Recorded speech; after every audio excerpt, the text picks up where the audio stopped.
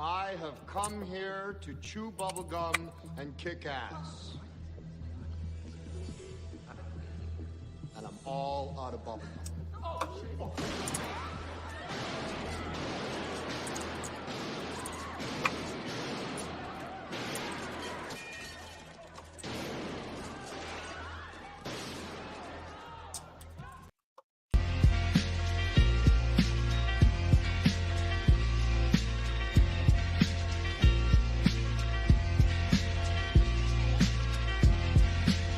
RiceTVx, the mic's live wire.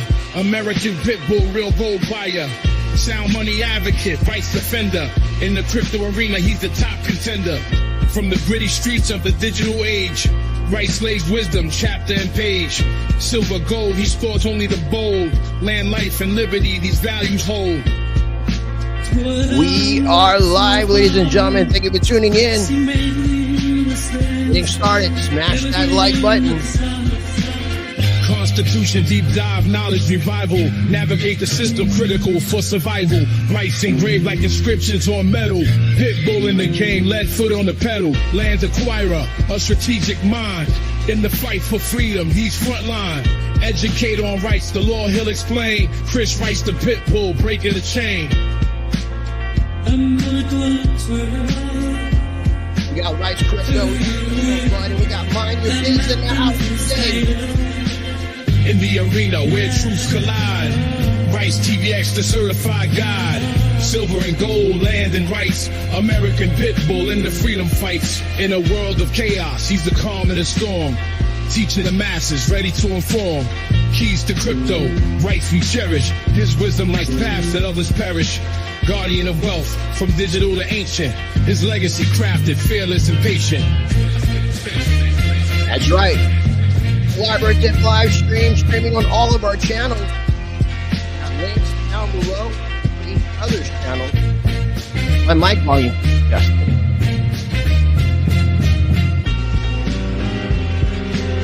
I am streaming on my YouTube, on my Rumble, and my X account. Blood is streaming on his YouTube and his X account. Looks like Seth from MineYourBiz is streaming on his YouTube. Smash that like, subscribe to all of our channels. Links are always down below. Oh, it means for that to go on repeat. So let me go ahead and get the show started again. Make sure you take an opportunity to smash that like button. Let's go ahead and get some promo material out the way.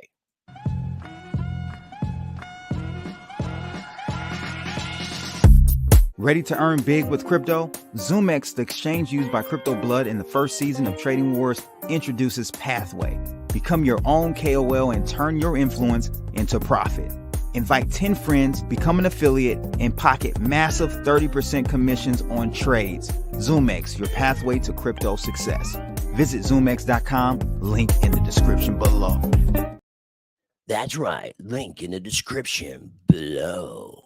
Real quick, before we begin, I want to encourage you, if you are not already subscribed to the channel, make sure you are subscribed. And if you are subscribed, make sure you are still subscribed. YouTube, unfortunately, has been unsubscribing a large amount of people over the past few months. So make sure you are still subscribed. And if you're not subscribed, what are you waiting for?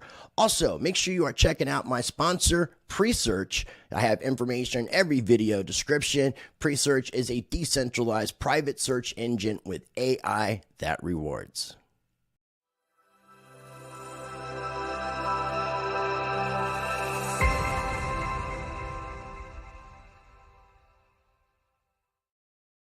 All right, man. Shout out to everybody for joining us on today's live stream. We already have over 161 people waiting, man, because this is the triple threat attack, the Three Wise Man Wednesday, coming at you with the FOMC meeting reaction live in real time. I appreciate everybody for joining us. Seth, are you streaming in any other location other than your YouTube channel? Right now, it's just the YouTube channel. You know, I'm thinking about it. Maybe we go ahead and we expand it to X right now. I'm just going to go ahead and drop that.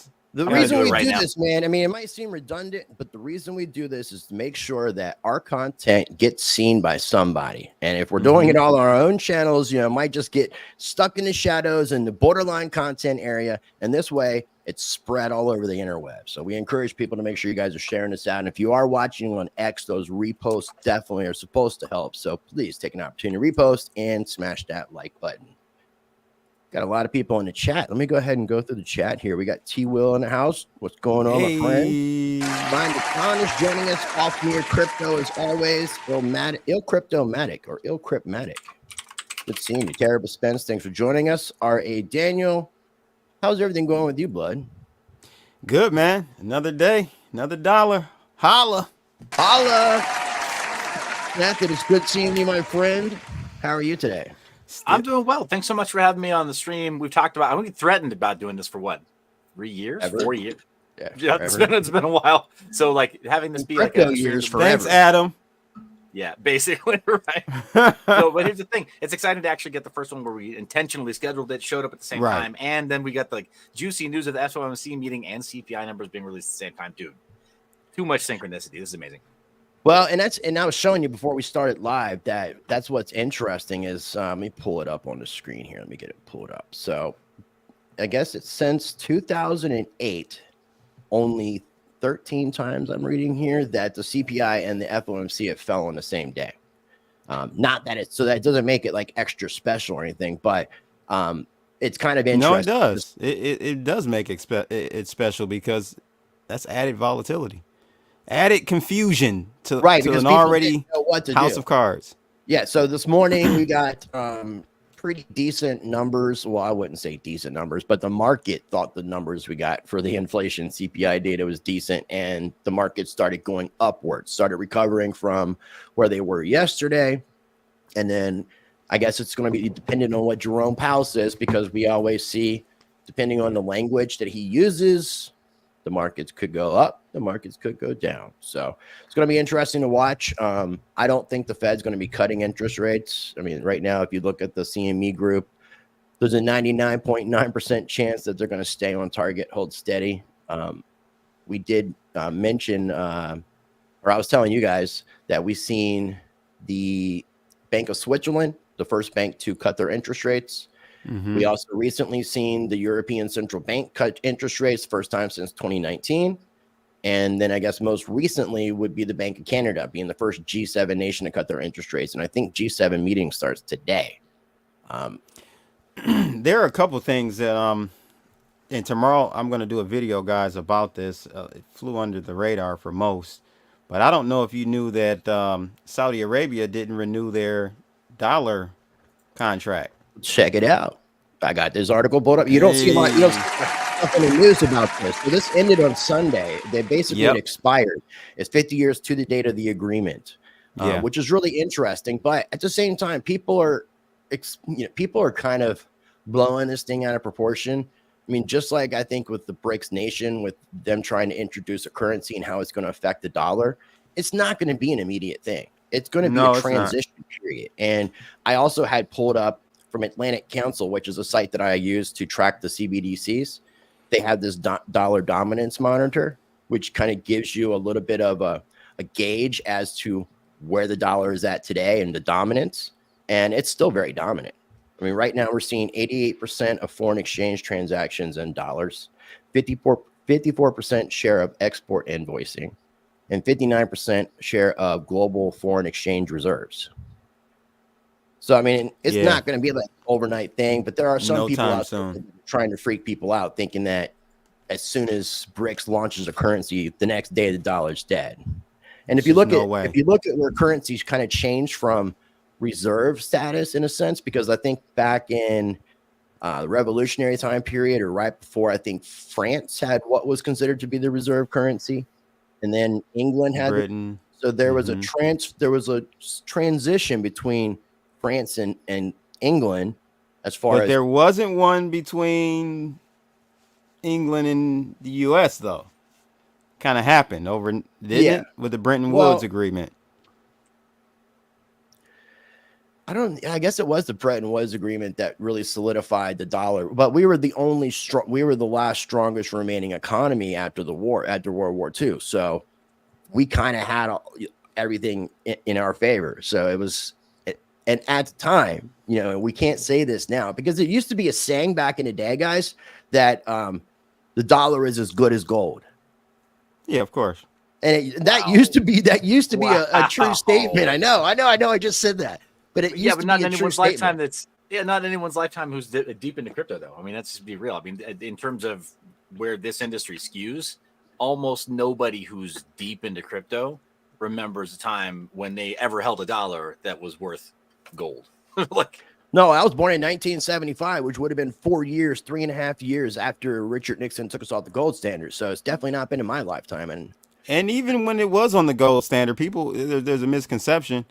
It was only like a quarter of that dollar you could. It was get fractionally backed. It was fractionally backed. It wasn't fully backed ever, I don't think. Well, it was back in like up until the Great Depression, the crash that we had. You could take a $20. You could take a $20 bill and go and exchange it for an ounce of gold. Yeah, but so that was the last full. I think it was a full convertibility. Yeah. No, what I'm saying is, was it just that it just so happened to be that gold 1 troy ounce was at $20, or did they actually peg it to that? They may have pegged it. I don't know, because after they repurchased the gold back from the United States citizens in like 1933, when they made the citizens of the United States sell their gold to the government. Once the government had obtained the gold, they then revalued the price of gold up to like $35. And I mean, there's some change added to this, but I'm just rounding up and down. So $20 to 35, which is like 75% increase. The dollar's not going anywhere anytime soon. That's the bottom line. 88%. That's huge. That's a lot. Mind your biz. I thought it would have been a little bit lower than that, maybe around 70, 75, but 88% is almost 100. Round of applause. If you think about it, though, it makes sense because all the other currencies in the world are based off of the dollar. So it has an inverse relationship in a sense. So when the dollar is strong, these other currencies are weaker. So a lot of times you're seeing people in the foreign exchange markets switching to whatever is going to be most cost effective. And the dollar still has that power. Yeah, that's exactly right. And I think part of that, I mean, we talk about utility in crypto, and of all the fiat shit coins that exist in the world, USD has that utility because of volume, like you were saying, Blood, with the number of foreign exchange transactions being done in US dollars. Like, we can't get rid of it. It's too bloody useful. I mean, internationally. And so, yeah, articles like this, headlines like this, with essentially the option to renew a contract in US dollars in Saudi Arabia coming up, man, I'm not unsettled by this at all. This is business as usual. Yeah, it's scary because of this contract renewal period. Potentially we'll go into a phase where whatever, Saudi's going to have massive negotiating power against us. But it was going to happen eventually anyway, man. So it's 2:00. There is so much. Which YouTube channel should I pull up for us to go through this? I'm not sure which one that you had used previous.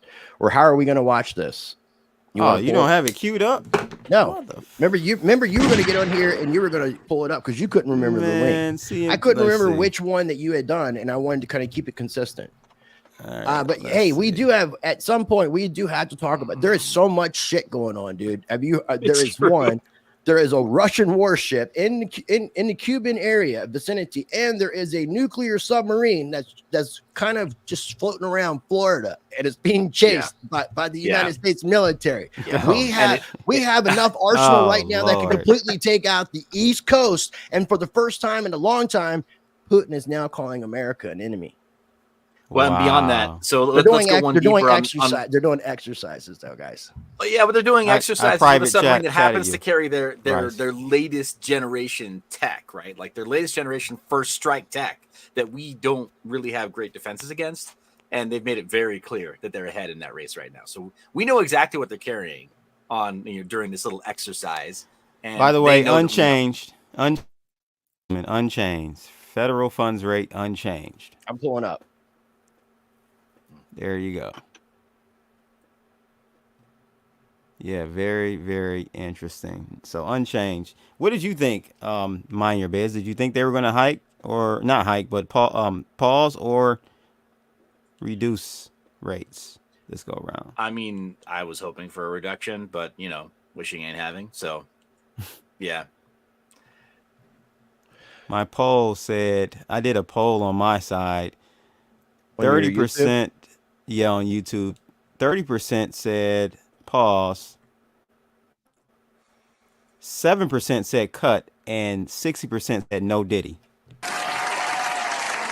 No Diddy. I pulled up the CME group thing, which is pretty much what most of Wall Street is using to like gauge that, and it was 99.9%. After we get done listening, I can go back to it and we can see the projections for the prediction market as far as for the next meeting in July. I think it's the end of July, and then the next few meetings as far as the expectations of when they think a rate cut will come, because they believe based off other banks doing it, it's going to happen.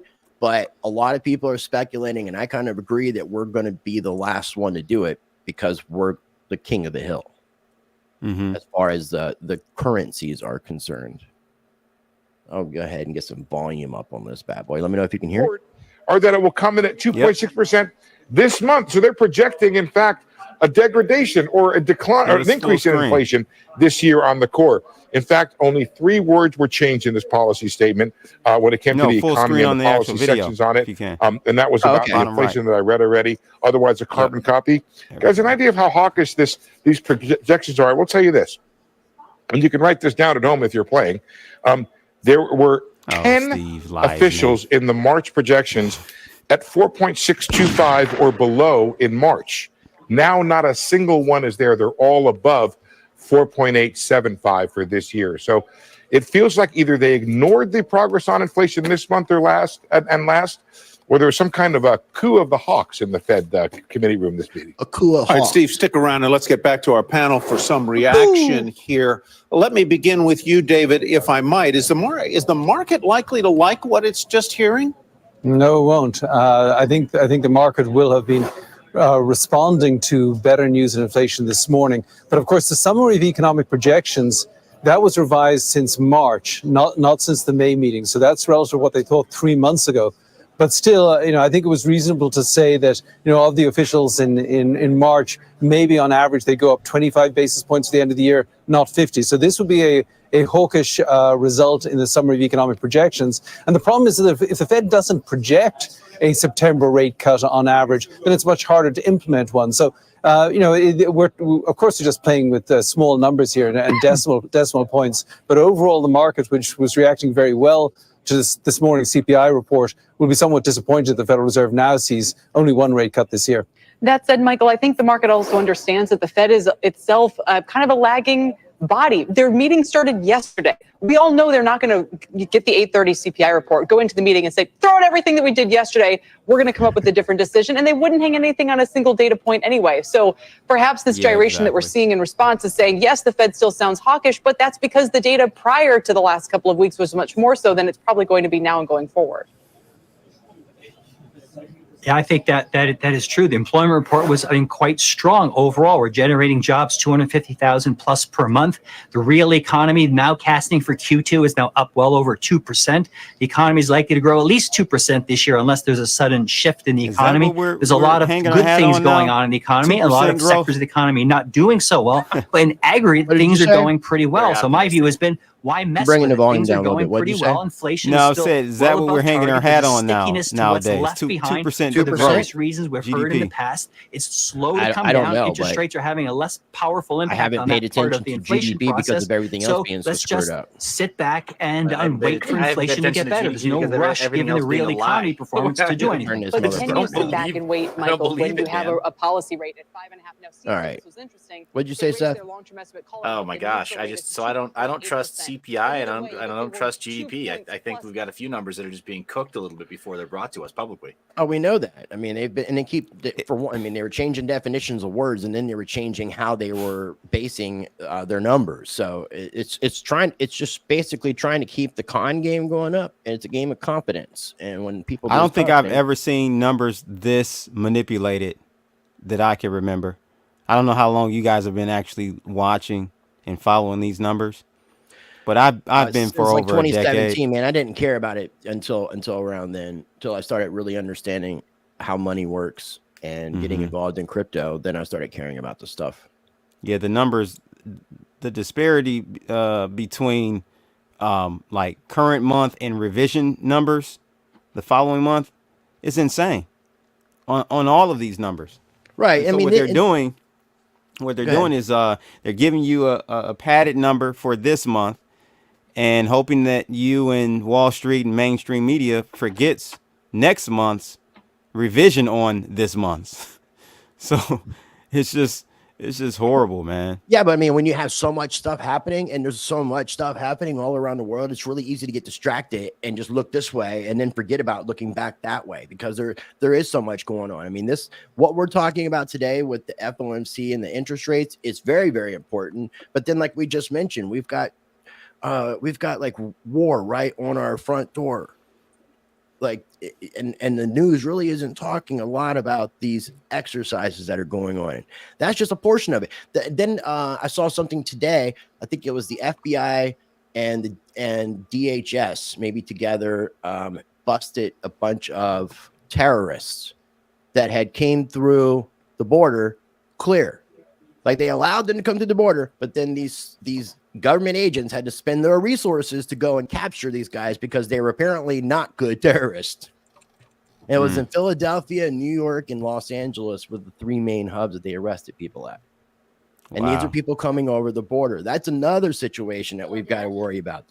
The border issue, the Russia issue, the monetary issue, the freaking election issue. I mean, that's just a part of it. Yeah. And it's just, it can be very overwhelming when you really start to put it all in perspective and you're trying to keep up with what's going on. Because as soon as you feel like you get a grasp of what's happening, something else happens. Like Russian submarines around Florida and warships with missiles that cannot be destroyed in Cuba. That gives the White House 12 minutes. How close are these Russian submarines to Florida? They're in they're like right skirting international water right outside of Florida. Yeah. You always talk about how Cuba is 90 miles off the coast of Florida. Well, they're somewhere, you subtract whatever their water, space. And their warships completely in range as far as their missiles. And I forget the kind of missiles, but these missiles are projectile and they target it and they can't be destroyed. They cannot be destroyed. They say they have enough arsenal literally to take out the entire East Coast. I was watching that 2 days ago on Redacted with that general guy that goes. Oh, one of those guys that goes on watching that Redacted episode too. Dude, it's insane. And then I started looking more into it. Yeah, they're doing exercises right in our backyard. This is like beyond the Cuban Missile Crisis stuff, and people here don't even realize, don't even care. They're worried about stupid shit like NBA finals. Right. NBA finals. I haven't watched one NBA game all year. I didn't even know the finals are going on. That's how much I pay attention. Yeah. What were you going to say, Mind Your Biz? Oh, just talk about the finals, man. I don't know. World War III is about as final as it gets. If we're talking about let's for sure. Yeah. Knock on wood, right? But I mean, no, that's scary. So I get why more people are kind of, why they're looking for other boogeyman news, like the the news coming out of Saudi Arabia with the renewal on US dollar or whatever, renewal period coming up. I get why people are looking for some other boogeyman to distract them from like how bad it could potentially get really fast between the US and Russia. What Russia is doing right now, it really can't be overstated. That they're picking a fight right now. They're just measuring what we're doing. Russia picking a fight, or have we been picking fights? Our proxy war didn't help anything. Our proxy war didn't help anything at all, right? The fact that Joe Biden specifically saying, talking about how, you want to send some bombs from Ukraine over to Russia? No big. Dude, our commander in chief is incompetent. Or rather, he was incompetent at best when his mind was still working. His mind has stopped working. We're in such an incredibly bad position. Internationally, like diplomatic relations. Why would anyone want to waste even 5 minutes getting the press photo with this guy? Was it Tyler Perry that was trying to get some life going into him the other day at that event? And no, I didn't see it. No, I didn't. Are we talking about Biden? Biden, yeah, there we go. I mean, dude, we're like, I don't think it's a bad word. I think no, Biden's never a bad word. We actually might get a boost in traffic. We love. There you go. I love Biden. I 100% love Biden because he writes all the jokes. Like, people would understand that. Yeah, I love Biden. People, We haven't needed any our people Congress. understand that 100%. No, but I that. just want to say, like, we've been provoking for, I don't know, man, a few decades. This is nothing. This is just our we're getting what we dish out. Real quick, And, man, I also think that Trump, if Trump were in office, we wouldn't even be here. I don't even think we would be in a proxy war. I don't think we would see submarines off the coast of Cuba. A lot of things, man. As you stated, Mind Your Biz, this commander in chief is the worst thing I've ever seen in my life. Yeah, it really is. Yeah, no, this is it's horrifically bad. We have no negotiating ability. We've sold everything that we have of value. Our credit is coming to no good, and now we're up for renewal, even just to use our unit of account for a bunch of international deals with some of the largest, wealthiest, mineral and energy owners in the world. Like it's the perfect storm of having this guy be the wrong guy in that seat. Like there could not have been a worse time to have this guy. I mean, dude, I've been seeing so much stuff about him dropping out and potentially stepping down on his term this time around. There's a lot of talk about it because we're getting close to the debate. I think the first debate's supposed to be like the 27th of this month, if I'm not mistaken. Something if they can prop him up enough, they got to get him some kind of friggin' exoskeleton or something. I mean, Trump has already said Trump said he's requesting and wants to have some sort of drug test for both of them to make sure that people aren't being necessarily propped up. Shout out to Ken Bozak, he's in the house joining us. Yes, sir. Yes, sir. I love Seth Rice and Blood. I love you, my friend. Kind of slacking on the chat. Let me go ahead and turn this thing back up for a minute. Powell comes on about 2:20, 2:30? 2:30. Okay. Yeah, 2:30. So we can go over some of those articles if you want, because this is going to be a boring snooze fest of double talk, double speak, double lies. Okay. Let's talk about this Saudi Arabia thing.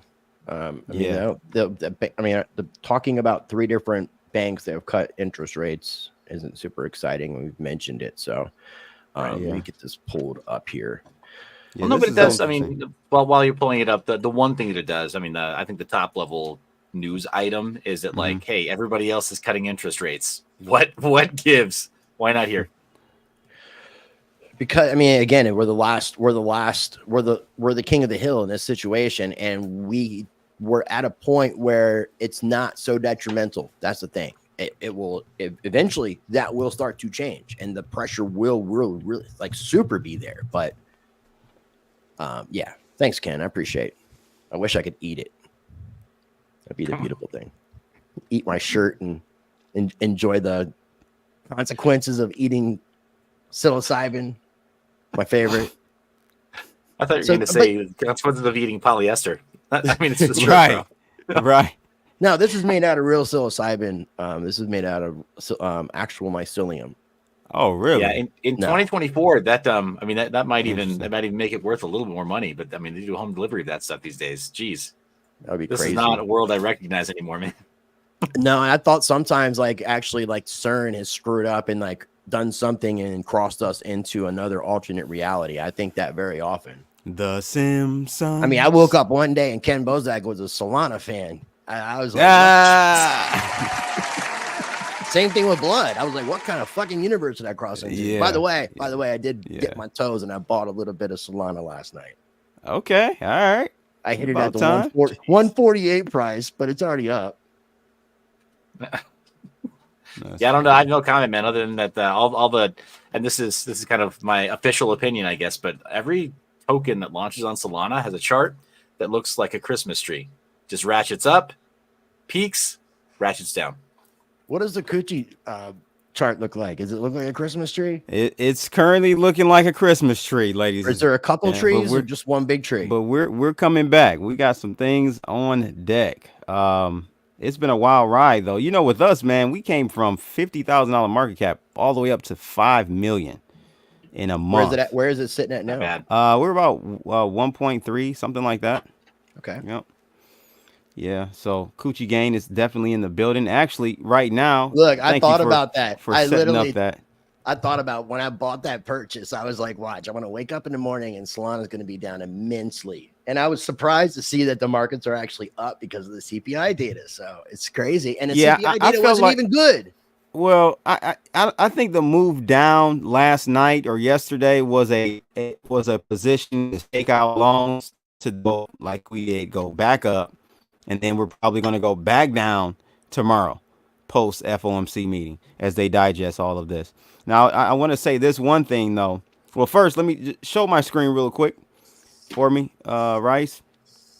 Do a quick promo. So we are doing a shopping spree right now, ladies and gents, until midnight Eastern Standard Time on Friday. So all you got to do is buy some coochie, hit that link, put your Solana address in there, and yeah, you're in the runnings for 1 Solana. If you're number 1, you get half a Solana for second place and a quarter of a Solana for third place. So go check that out.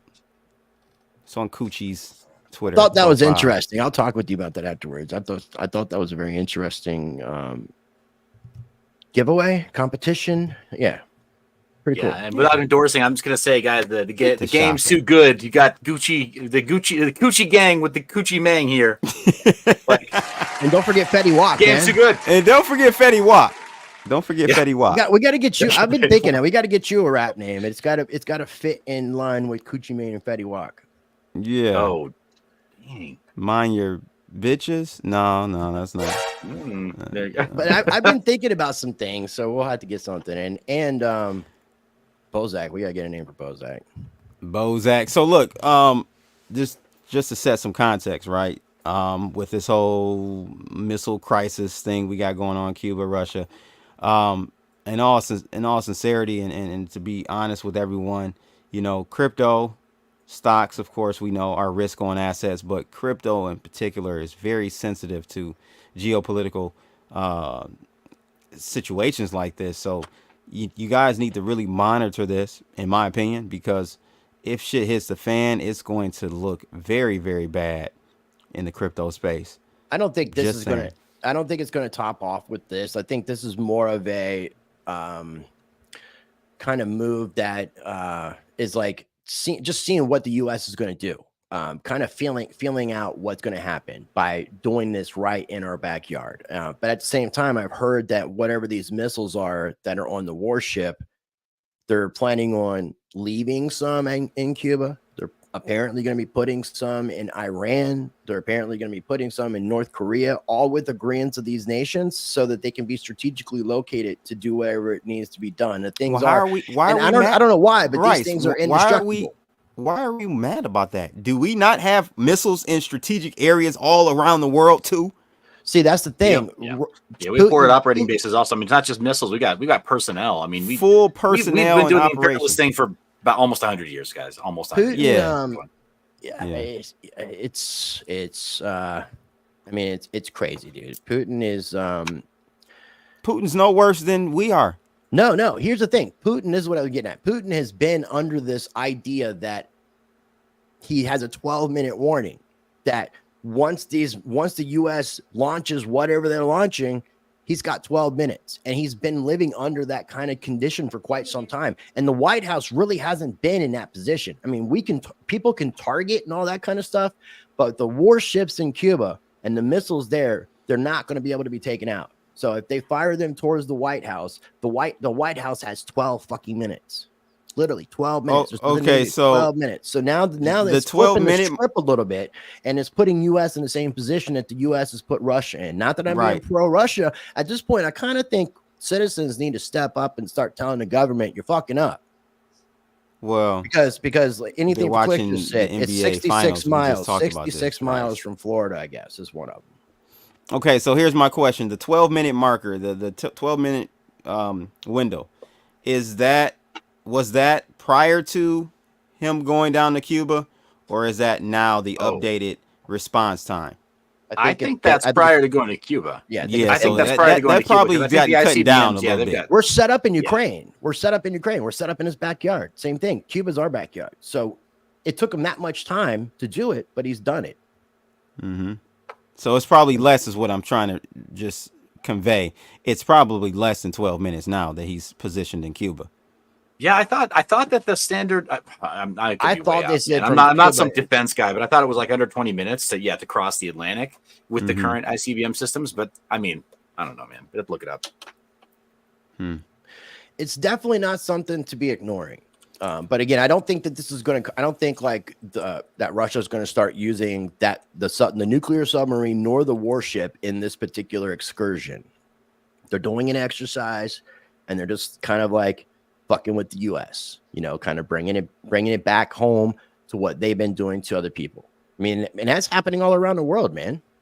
Yeah, that's why Saudi Arabia. You could circle it all back around. That's why Saudi Arabia is ending that petrol agreement.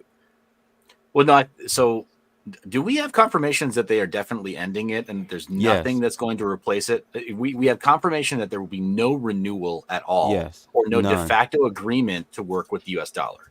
Because there's still so much. I haven't gotten 100% confirmation because you cannot see this covered in a lot of media outlets. It's obviously not something there's a lot of focus on. But I think that there's been some mention of Saudi Arabia, getting involved in the IMF and the Bank of International Settlements M bridge, which is basically a CBDC bridge. And I believe Saudi Arabia has stated interest in wanting to join BRICS, if I'm not mistaken. So that's memories with Mike said he could probably Putin, that is, get Florida in 3 minutes from that distance. Yeah, I'm sure. But Florida's not a strategic political or geopolitical zone. Even New York, here's the thing. Even New York. So I did look up a number real quick. When it was when the calculation is from Moscow to New York, it's between 20 and 30 minutes depending on flight conditions for the ICBM. So now delete all of the Atlantic and fire from 60 miles off the coast. 5 minutes. 6 Tops. minutes. Tops. Damn, that's fast as hell, bro. Yeah, and somehow the missiles can't be taken out. I don't know. That's the thing I don't understand. I understand that. Hell, you go from Cuba to New York in 5-6 minutes. I don't care how much rocket science and calculations and physics and they can pinpoint shit, man. They can pinpoint shit. It's very tough. Yeah, that's too fast. They can pinpoint some shit. But it's now you're talking about the difference between pinpointing, say, like, you know, the head of another sniper and trying to take out the threat that way versus trying to shoot their bullet out of the air with another bullet with wind conditions. With all these other variables. Well, with this being said, if they did this, whoever's in the White House would no longer be alive. So I'm wondering, is Biden and or Kamala there? Are they in a different location? Are they underground? You know, being that this is happening, I would imagine that they're a little bit on high alert, even though they're not telling us to be on high alert. Possible. I don't know, man. Kamala's she's always got that little like nervous pooping dog laugh. You know what I mean? She's looks like her ears are tucked back, like looks like a little, you know, like the poodle going, you know, taking a dump where it shouldn't. That's her laughter all the time. So we can't tell. Okay, so they're hypersonic missiles. Yeah. And they're too fast for anti-air systems. That's crazy. Yeah. And they fly low altitude. Yeah, it's no way, bro. There's so many variables at that speed. It's impossible, bro. You got bariatric, the pressure of the atmosphere, wind, all these other things, man. At those speeds, what are they doing? Like Mach 3 or something crazy? Mach. They call them ballistic, or they called them ballistic for a reason. And now I appreciate all the education we're getting from the chat. Right, the hypersonic, that's lower altitude. You're looking at similar speeds. But I mean, it's incredibly fast, dude. Yeah, it could be Mach 3, 4, whatever. More. That's right. Space Force is gonna save us, guys. Nah, unfortunately, that's a whole nother conversation. Those are for our other friends out there in the universe. Jeez, 5 to 25 times the sound of speed. Wow. So 20 Mach 25. 1 to 5 miles per second.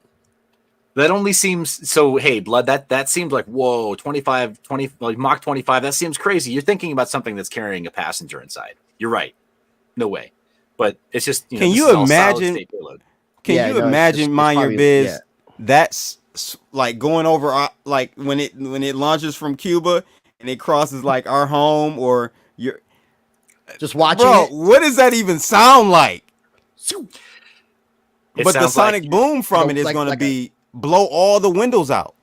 Yeah, absolutely. We'll know that we got right, like because boom, sonic boom, and then we'll be like, oh, shockwave. If we are anywhere within an audible distance, you'll hear all that. No, it'll be crazy. But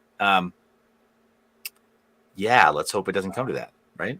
I don't think like I said, I don't think this will, but I think that it, like I said, it's a flex. It's a flex. And there's a reason why it's happening. I mean, in our lifetime, I can't really 100% say that I know that Russia has been in our backyard doing military exercises with enough arsenal to take out the entire East Coast. So, you know, and it's like, weren't we doing exercises before the Nord Stream pipeline stuff? Yeah, we're always doing exercises, man. Here's the thing: our defense budget, we're no slouches, right? Like it's not that Russia is ahead of us because we stopped trying. Like we're always building stuff. Yeah, always doing exercises everywhere. But yeah, and that's the issue with all this, man. Like so they're ahead of us. MineYourBiz, from a missile or defense system perspective. Well, no, we had the same missiles. I heard Russia was more advanced. They have some more advanced. I think we have equally advanced stuff that each other doesn't quite have. So here's my thing: we have unlimited budgets, and they don't. That says a lot. That shows you how inefficient our government is. Yeah, but again, that's why they're doing the BRICS nation thing. That's why they're trying to create a reserve currency. That's why we're seeing all this different pushback against the United States. I mean, the writing has been on the wall for quite some time. Yeah, unfortunately, but also the program has been pretty much determined also in terms of the defense spending. There's a reason that we've been so okay with the runaway pork barrel budgets and then the runaway money printing, and that's because we've known from our position that we can print this monopoly money, we can go put it to use in our defense budgets, and then the public facing result of all the money printing is that we just have more cool shit that makes us dominant from a military perspective. We're not paying back loans per se. We know that we're like, and we're inflating away some of our obligations too. So it's kind of brilliant when you think about it. The fact that we've been printing money and the long game over the last 100 years of us being sort of a modern warfare society has been like, oh yeah, let's print money so we can buy the coolest toys to make us dominant in the theater of war so that we can then go and own all the real assets through threat of force. But then you have issues like in the meantime, you've had China, whose economy is in shit, but they've been doing nothing but accumulating gold and silver, high amounts of gold. So, and a lot of these nations have been strategically doing that as well. So it's like eventually our money's not going to be worth anything, and we're not going to be able to fuel this war machine like the way we've been doing is kind of the point. Yeah, eventually. And I think that's what these other nations are aiming for, is because they realize the power of being the reserve currency. I mean, eventually we all die. So it doesn't. Eventually. I mean, so that's a guarantee we cannot escape from, my friend. But what I'm saying, I say that to say, like, what's the time horizon here? If we get to that point you're talking about, Rice, in 50, 60, 100 years, it doesn't matter to us. It may matter to our kids, maybe grandkids, but you know. I don't see it happening, bro. I don't see us collapsing from a monetary system perspective. I do, and it scares me. So here's the thing. I've got a vision of what that could look like. Hopefully this is not really happening. I'm not trying to be some like tech prophet or whatever, and I really don't want to see this come to reality, but I've got a vision of what that could look like, Blood, and what in my mind that looks like is over the next several years, as BRICS or some other form of hard currency becomes more broadly established in foreign exchange trade, and then also just in foreign settlements for larger for larger international business, then we lose our position there as being able to extend the toxic loans that we do through the IMF, right? Or with partnership to the IMF. I want to put Mr. Powell on for a moment. Let me know if you can hear. Maximum employment and stable prices for the benefit of the American people. Our economy has made considerable progress toward both goals over the past 2 years. The labor market has come into better balance with continued strong job gains and a low unemployment rate. Inflation has eased substantially from a peak of 7% to 2.7%, but is still too high. We are strongly committed to returning inflation to our 2% goal in support of a strong economy that benefits everyone. Today, the FOMC decided to leave our policy interest rate unchanged and to continue to reduce our securities holdings. We are maintaining our restrictive stance of monetary policy in order to keep demand in line with supply and reduce inflationary pressures. I'll have more to say about monetary policy after briefly reviewing economic developments. Recent indicators suggest that economic activity has continued to expand at a solid pace. Although GDP growth moderated from 3.4% in the fourth quarter of last year Remember that? to 1.3% in the first quarter, private domestic 90s final kids remember. purchases, which Great excludes Adam Sandler inventory song. investment, government spending, and net exports, and usually sends a clearer signal on Yeah, underlying he's demand. not a very exciting Grew at individual. 2.8% Usually our in the favorite first time quarter, of this nearly show as strong as is the when we second get half to of judge the way people 2023. hold the microphones during the questioning Growth of session. consumer spending has slowed from last year's robust pace, but remains solid. And The investment way in a person equipment holds a and microphone intangibles has says a picked lot up about them. from its anemic pace last year. Improving supply conditions have supported resilient demand and the strong performance of the U.S. economy over the past year. In our summary of economic projections, committee participants generally expect GDP growth to slow from last year's pace, with a median projection of 2.1% this year and 2.0% over the next 2 years. In the labor market, supply and demand conditions have come into better balance. What's happening? Why is it doing this? It did this to you, I think, before, didn't it? Maybe. Payroll job gains There we go. averaged 218,000 jobs per month in April and May, a pace that is still strong, but a bit below that seen in the first quarter. The unemployment rate ticked up, but remains low at 4%. Strong job creation over the past couple of years has been accompanied by an increase in the supply of workers, reflecting increases in participation among individuals aged 25 to 54 years and a continued strong pace of immigration. Nominal wage growth has eased over the past year, and the jobs to workers gap has narrowed. Overall, a broad set of indicators suggests that conditions in the labor market have returned to about where they stood on the eve of the pandemic. Relatively tight, but not overheated. That would have been interesting. FOMC participants If expect while we're labor watching market it, strength to you just continue. got blown up. The median unemployment rate projection in the SEP is 4.0% That was at a the end shitty of this meeting. year and 4.2% Yeah, right. at the end of next year.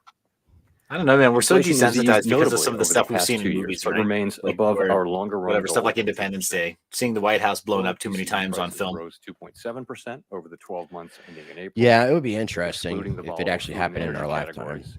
Core PCE prices Because that would be a rose big 2.7%. statement.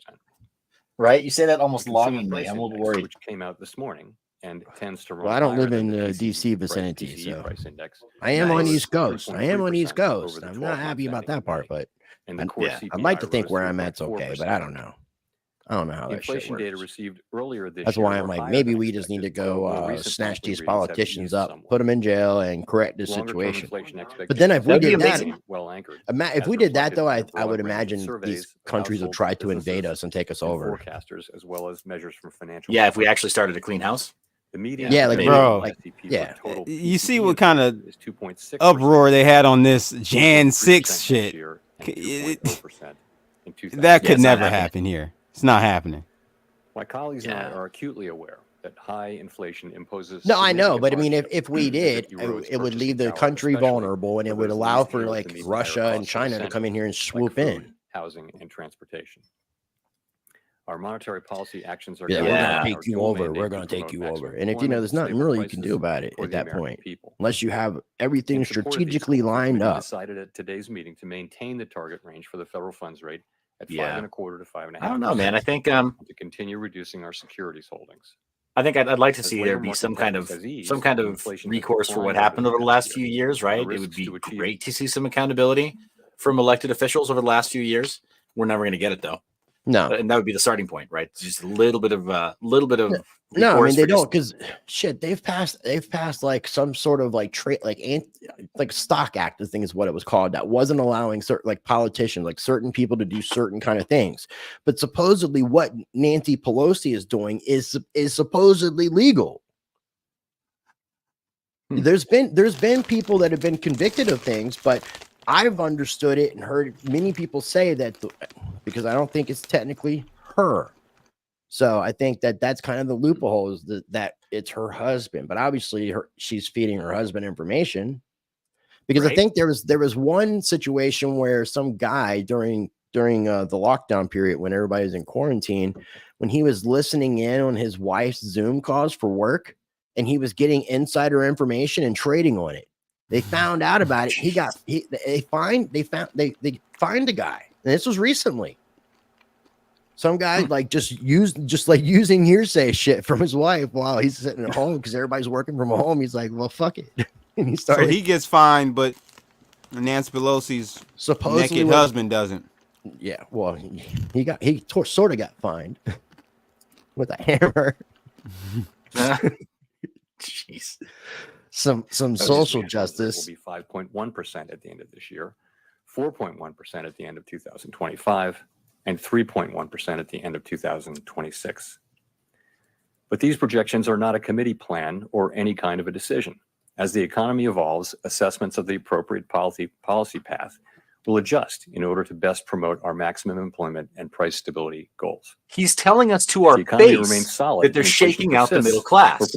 He's telling us to our face that there'll be no possible way to put the genie in the bottle. I mean, if people knew what they were looking at earlier on, they would have already realized this anyway. But the genie's out of the bottle, dude. You have 2 years in a row where it's double-digit inflation, and you can call it whatever the hell you want. They lied about it. But 2 years in a row where there's double-digit inflation, and I'm sorry, but you've just shaken out most of the middle of your economy, and they can never catch up. Like, the damage is done.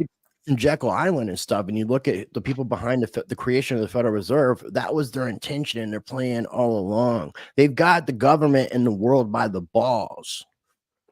Yeah. Because of this make-believe game of Monopoly that we play. This one right here. Yeah. Have you seen the color of the bills? The Monopoly and the real bills? Oh, hell no. Are you? Oh, my God. You gotta be kidding me, Rice. Dude, that's more in your face than what Powell said. But I'm serious. No, I'm not kidding you. That is real life. That is reality. Okay, that's the world we live in.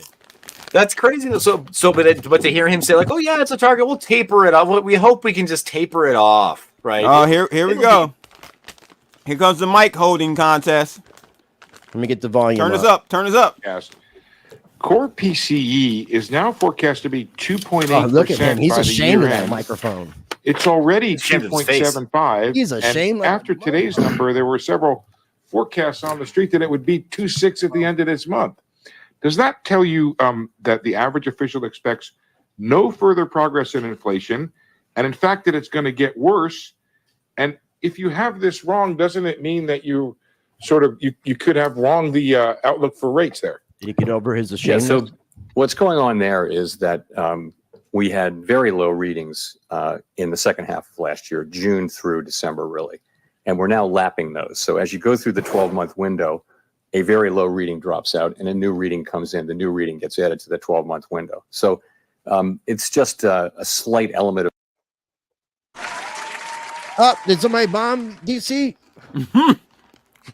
Jeez. Shout out to Twill for the gifted memberships. Maybe they're taking out Chair Powell. Conservatism that we're assuming a certain level of incoming monthly PCE and core PCE numbers. We're assuming a good but not great numbers, and if you put that on top of where we are now, you get a very slight increase in the 12-month reading. Now, do we have high confidence that that's right? No, it's just a kind of conservative way for forecasting things. If we were to get more readings like today's reading, then of course that wouldn't be the case. So it's just a forecasting device. I think. Let me say that we welcome today's reading and hope for more like that. But if it comes in, just to follow up, it comes in the way you forecast it, it would seem strange for you to be cutting rates at all in context of a rising core PCE. Thank you. Yeah, no, I mean, I think what we said is that we don't think it'll be appropriate to reduce rates and begin to loosen policy until we have more confidence that inflation is moving back down to 2% on a sustainable basis.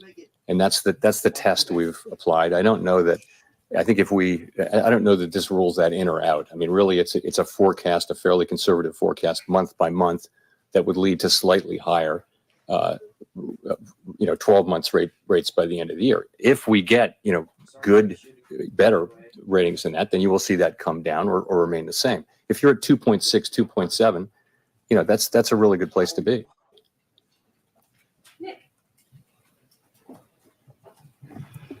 Nick Tamaros of the Wall Street Journal. Chair Powell, if I look at the rate projections, I see 15 of the 19 that are anticipating either one or two cuts this year, fairly evenly split between the two. And so I wonder what do you think about that? If you could explain a little bit more the nuances or the differences there. Would 2 or 3 more inflation readings like the one that I don't comment on men holding mics. Make a September interest rate cut possible? He's holding it very So firmly, as far as too. the SEP part of that is concerned, as you know, I talk to all of the other participants on the FOMC every cycle, and we talk about their summer of economic projections and the their dot plot and everything. And what I hear and see is that people are looking at a range of plausible outcomes, and in many cases they're thinking, I don't really, I can't really distinguish between two of these. They're so close for me. These are very close calls, but we ask them to write down the most likely one, so they do.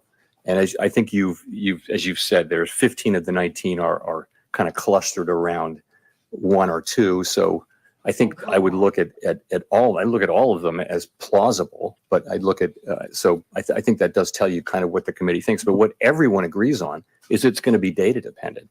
No one brings to this or takes away from it that is on the committee a really strong commitment to a particular rate path. It's actually just their forecast and it's a combination of their forecast and their own reaction function.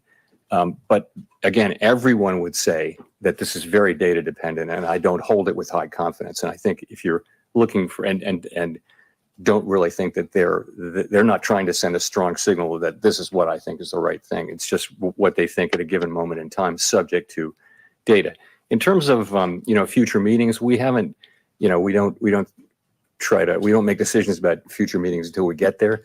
I think in terms of what we need to see, I mentioned it earlier. We want to gain further confidence. Certainly, more good inflation readings will help with that. I'm not going to be specific about how many because really it's going to be not just the inflation readings. It's going to be the totality of the data. What's happening in the labor market? What's happening with the balance of risks? What's happening with the forecast? What's happening with growth? You look at all of that, and you ask, are we confident? Have we reached an appropriate level of confidence that inflation is moving down sustainably to 2%? Or alternatively, do we see really unexpected signs of weakness in the labor market that would call for a response, which is another thing that could happen. But again, we don't see that, and we see today's report as progress and as building confidence, but we don't see ourselves as having the confidence that would warrant beginning to loosen policy at this time. Have you been looking at charts? If I could quickly follow up. Did you or any of your colleagues change your interest rate projections after 8:30 or whenever you got holding the inflation steady, numbers going down a little bit today? So this happens too often, but it does happen. It just is, data came out. It happened a couple of meetings ago, a few meetings ago. So when that happens, when there's an important data we'll look at the charts during after the his, meeting, first day or second day, what we do Q&A. is we make sure people remember that they have the ability to update. We tell them how to do that, and some people do, some people don't. Most people don't. And I'm not going to get into the specifics, but you have the ability to do that, so that what's in the SEP actually does reflect the data that we got today, to the extent you can reflect it in one day. I think you will see PPI tomorrow. We'll know more about the PCE reading as the month goes on, but the initial CPI reading and its kind of first level translation to PCE we did have this morning. We were briefed about it, and people were able to consider whether they should make changes. And As I said, some people generally do, but most people generally don't.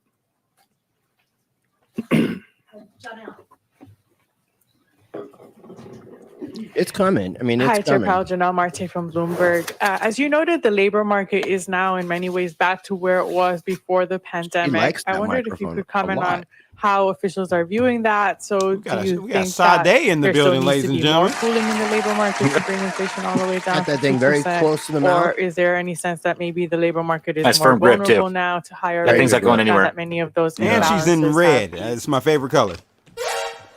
Sure. So Coochie red. by so many measures, the labor market was kind of overheated 2 years ago, and we've I seen don't it like coochie gradually red. move I'm back sorry. I into don't go much that better far. balance between supply and demand. So what have we seen? We've seen labor force supply come up quite a bit through immigration and He is through a cool recovery operator. participation.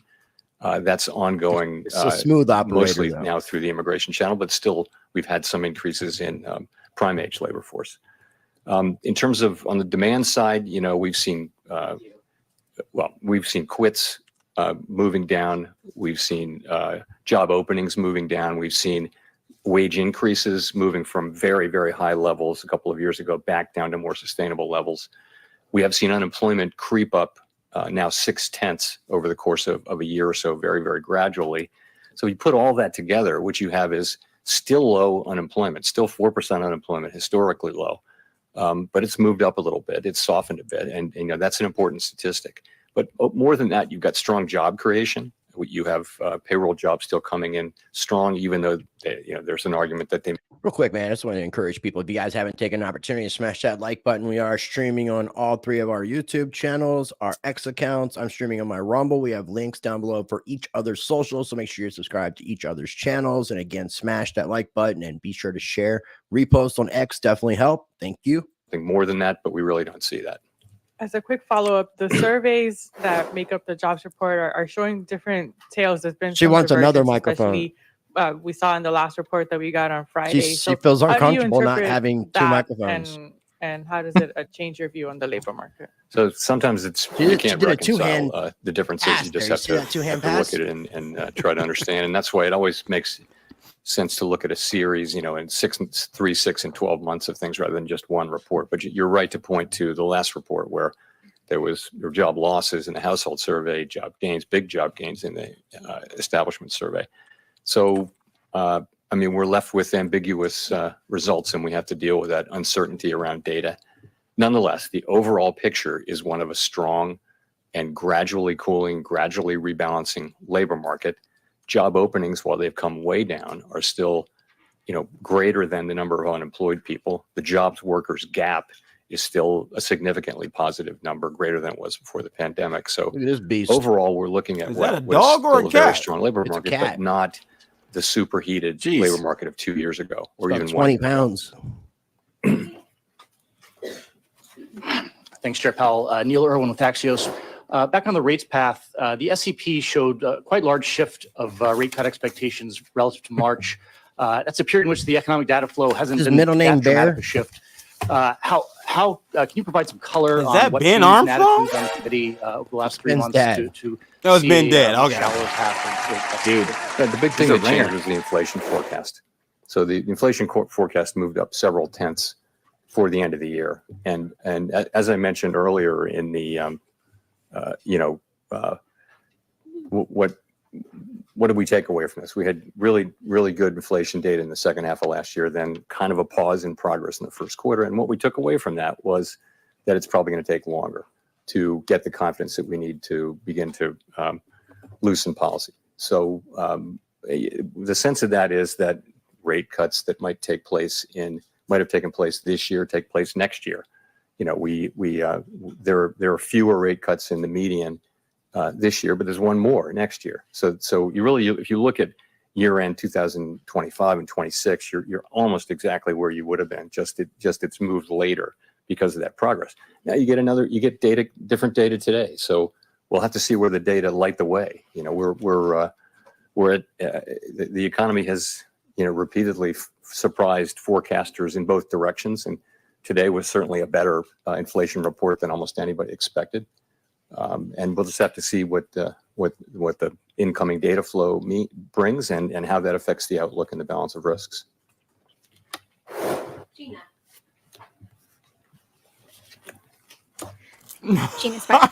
Gina Smiley, New York Times. Thanks for taking our questions. In the summary of economic projections, the long run interest Choking on that rate mic there, buddy. forecast moved up a bit. I wonder if we should read that as a sign that you think Well, it's funny. that I mean, in terms of like policy is actual not microphone sort of as usage, restrictive she's as the we only one doing previously it right because it's expected. about How one should we this length away interpret from her what that mouth, means about how the pointed policy directly current at her policy today? mouth. The resonating things box about of that. the mouth, throat area, One is this. kind of this region. You're right, it did move Sort up. of want the But pattern to I be want to somewhere remember to that point out that long Oh run my God. neutral rate of I didn't interest is a invent- I long didn't run invent concept. physics. It really is What'd I a miss? theoretical concept. Can't be directly A whole measured. hell of a What lot. it is I'm sure. the interest rate that would hold the It economy looked like at equilibrium, maximum Seth was employment, trying and to price do one of your stability YouTube algorithm potentially poses. years in the future where there are no shocks. Yeah, you had to be So there. it's a little bit. It's not something we observe today. Today we've got a very specific economy with all kinds of shocks we're still getting over from the pandemic. So it's I don't think that the concept of R-star, it's a very important concept in economics and in what we do, but honestly, it doesn't really get you where you need to be to think about what appropriate policy is in the near term. But I back to your original question, though, people have been gradually writing it up because I just think people are coming to the view that rates are less likely to go down to their pre-pandemic levels, which were very low by recent history measures. Now we can't really know that. That's an interesting dispute and discussion. So did he just kind of quietly reveal also that a lot of this was kind of intentional to keep us in a sort of a financial free fall, to keep retail in a financial free fall during the period of the so-called pandemic? Because he keeps on comparing our current state to the good old days of just before the pandemic. Well, the thing was, see, like right prior to the pandemic, we had in 2019 we had another inversion of the yield curve. And all signs were pointing to like a crash of the system. And if you look at what the repo market, Rice, the repo market was in literally, we were like hours away from an 08 situation. Yes, people forget that. And then so then we had the pandemic, the timing of it being very appropriate. And in March, we've seen the markets crash numerous times to the point that they were halting trading, because it was just going to be going down. Now, I mean, the thing is, ever since 2008, this whole entire system has been put on life support, and it's like you can only leave something that wants to die on life support for so long. Bro, I'm gonna be honest with you. I almost think, I hope this doesn't get us banned on YouTube, but I'm gonna say it anyway. We say a lot of stuff already at this point. I really think the U.S. planned that. You know what? I mean, I don't know the powers that be, the deep Fauci state testimonies. I don't know if you've seen the Fauci testimonies that just recently took place. I think it was the Senate or Congress. I can't remember. Blood, are you saying that the plan was endemic, or are you saying that he's saying a plan? He's saying they planned. This is why. This is why. I think they literally Planned Parenthood. The deep state left run deep state wanted to knock out two birds with one stone. We were two birds thrown at once. We were in a literally like 11th hour in 2019, September-ish, October, when the repo market was about to just go haywire. Yeah. That would have ended everything. So just that it's with just the combination of where we were because of the inverted yield curve, we were like in a bad position economically then. That's why when it took place, it kind of saved a lot of nations. Like we did experience a recession in 2020 and parts of in early 21, but we didn't technically feel it because of all the money printing that took place. And now we're feeling all the, well, we've been feeling the effects of all the money printing. So it's just been this kind of perpetual cycle that is only going to get worse until it just collapses. But they also, like you said, until we take off the life support, let this beast die, and then let whatever is supposed to take its place be born. Yeah, I think they also did it. I think they also did the system is not ready for us yet. I think they also did the COVID thing because they wanted to get Trump out. That was an easy path to get him out as well. Cause lockdowns. mail-in ballots. Like, it all just makes, I don't believe in coincidences, man. Like, the timing was perfect. No, it's true, but I mean, it's also, but really good leaders, really good leaders of nations. What they don't necessarily create tragedy; they just take advantage of it, right? So it could also be true that there was enough of a shred of believability. I'm not saying that. I don't think any of us are saying this. Yeah. So yeah, and I'm just saying, like, okay, anything could have happened to kick things off, but yeah, late 2019, when you got a whole bunch of other groups saying like, oh, this is convenient. We've got elections coming up really soon. We're gonna aggressively push. You know how many human resources there are on Capitol Hill, right? To make something like that happen relatively quickly, take political action, specifically to change the messaging for mail-in ballots, which has always been kind of a leftist, desire. Yeah, but I did see a Trump promo recently where he was telling people if they, to mail in their ballots too, which I found to be kind of ironic that he was even encouraging that. It's because I think that he was made a useful idiot towards the end of his term, man. I think that, yeah, I mean, because, dude, I'm sorry, everybody remembers who speed ran the approval process to get these experimental shots. Yeah, Operation Warp Speed. However, this is my angle on that. They almost tricked them into it. Yes, Trump is a freaking, he wants to be the head honcho. He's the genius, the brain. So when the left were like, oh, he can't do it. He won't be able to get these vaccines out in X amount of speed. He's like, oh, watch, I do billions and billions and billions of vaccines. Watch what I do right now. So that's what he did, and he fell right into the trick. Yeah, no, I believe that. And the one problem with somebody who is well, he's also donated take charge. He donated to he's going to be a useful idiot. Yeah, he donated to Gavi, which was something that's Bill Gates related. I think he did it with U.S. money and personal money back in the 2020 time period as well. So I mean, there's a lot of questionable things. That's why I say right wing, left wing, same bird. That's why I don't really try to actively go out for any of these ass jacks. Do you want to continue listening to this? I wish why not? Man, what I'll say, AI is going to do the world a favor by just summarizing crap like this, because he's gonna talk for 30 minutes and not say very much. No, he doesn't. That's why we like to entertain our viewers with the microphone stuff. Yeah, exactly. The butt stuff, this is dry as hell. Any kind of concern for the housing industry or financial stability, banks in leaving rates where they are? Yeah, that's a question at this point. No, Steve Leisman did right next to him.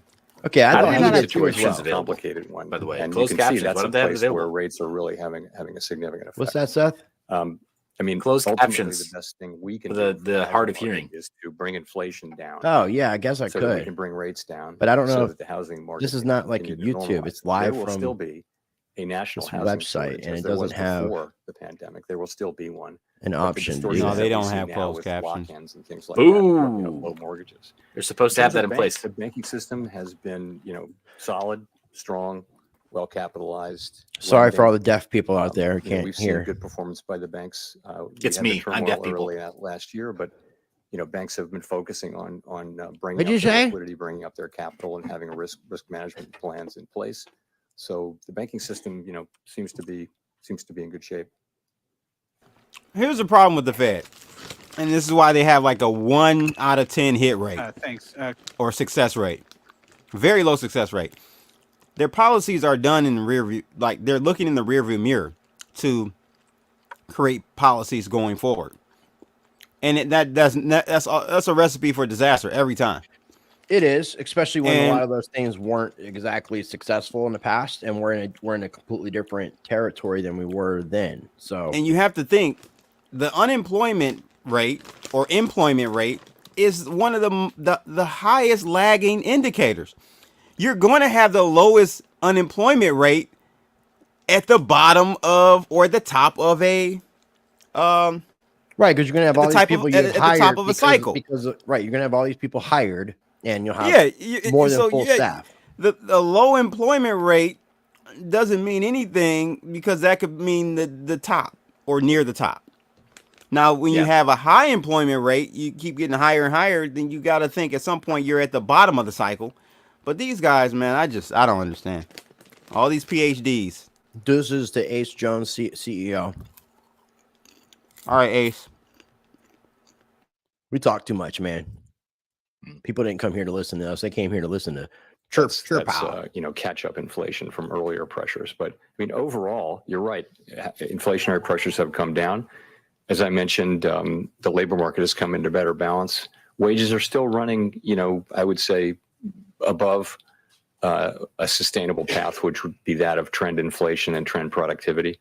You're still seeing wage increases moving above that. We haven't thought of wages as being the principal cause of inflation, but at the same time, getting Bitcoin's back to 2% below inflation 69. is likely to require return to a more sustainable level, which is somewhat below the current level of increases in the aggregate. Wow. Yeah. So he came out and said it again, that in order for their plan to work, all you employers need to make sure you don't pay your people enough.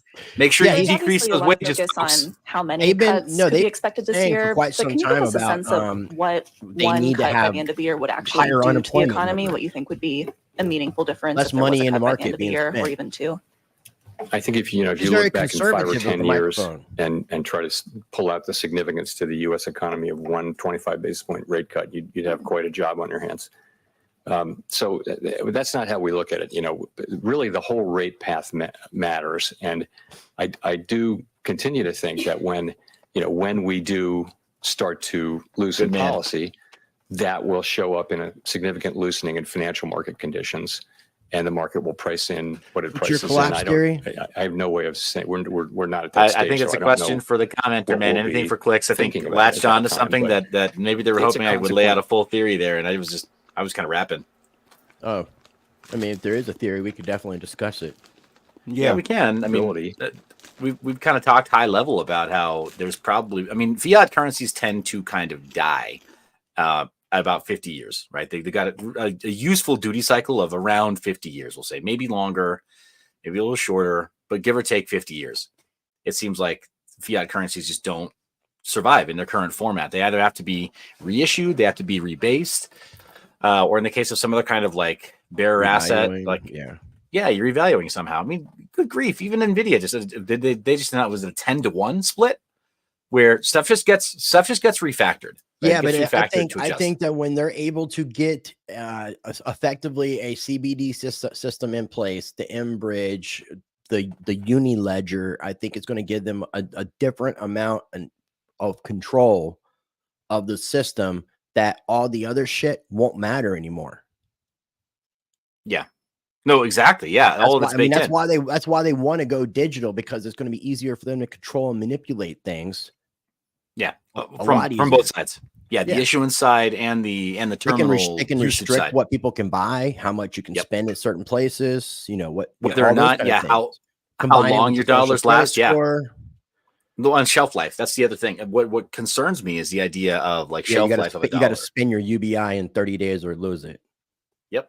Yeah, or beyond that, it might not even just be UBI. It could just be like these are dollar notes. And you have, these dollar notes, they're designed only to stimulate our economy. They're not for saving. They're not for anything else. We're entirely adjusting the paradigm of the way Americans use money. They could do that too. It would take a while to get everybody on board, but the fastest way to do that is just to give you dollars. Well, no, when the banks collapse and you're down to just like a handful of banks, it's going to be real easy to do that, especially when the banks are already online to do it. I mean, there's been so much weird shit all this year. It's been happening with the banks on the back ends, upgrades, changes, banks being down, all kinds of stuff. I've had it with my banks. Other banks have had it too, all over the United States, all over the world. Something is happening. There have been wiring issues as well. Last month, I knew like 4 or 5 people had issues wiring money. And they're from all different walks of life.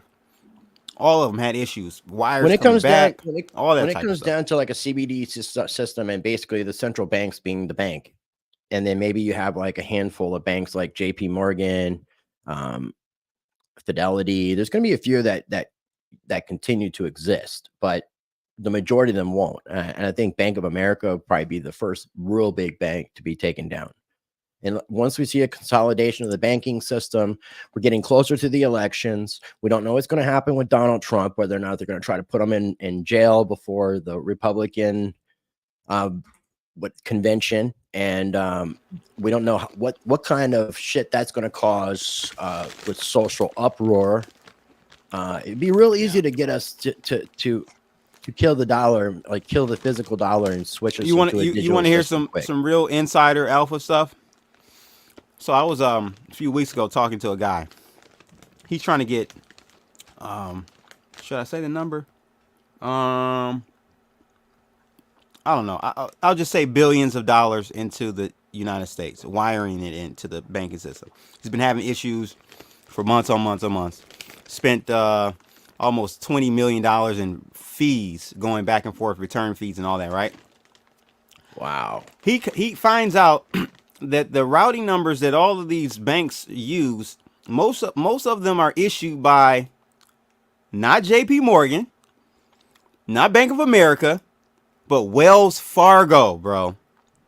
Can you believe that? Most of your wiring ACH, it's not ACH, but wiring codes, those codes originate from Wells Fargo, the most corrupt bank out there. And I thought that was crazy. A control on that market where everything has to go through I don't know what the hell that's about, bro. He said they all lead back to Wells Fargo. Craziest thing ever. I don't know what that means.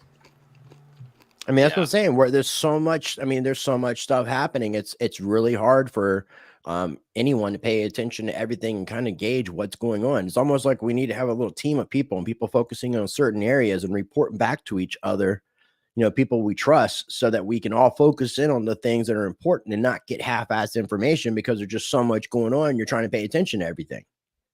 Yeah, this is the one area where I think properly trained large language models might be the only way forward, because because we do need really good summaries in terms of creating any kind of like generative content from AI right now. It's bad, dude. It's not nearly as good as everyone hopes for it to be.